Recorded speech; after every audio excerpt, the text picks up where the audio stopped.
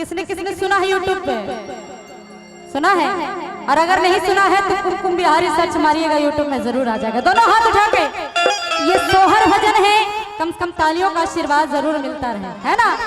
कहना है कि चुक चुका चिया सोना नाना बाबा बनवा के भाग जागल हो, जुग जुग चिया सोना नाना बाबा बनवा के भाग जागल हो।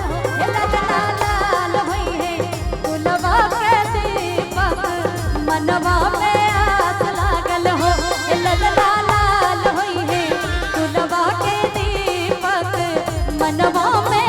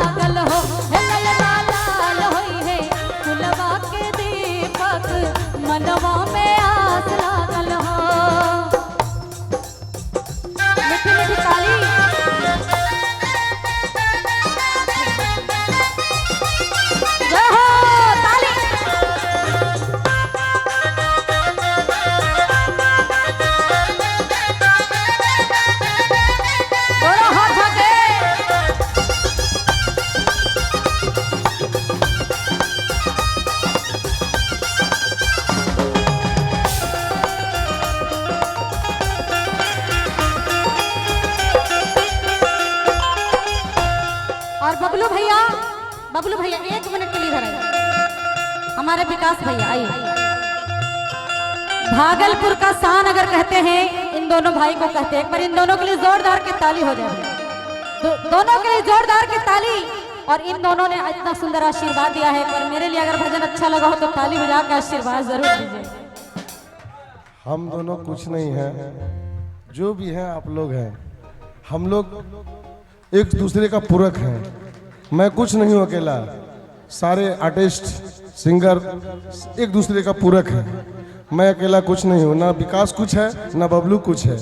सब हम दोनों एक दूसरे का पूरक हैं। बस मैं इतना ही कहना चाहता हूँ।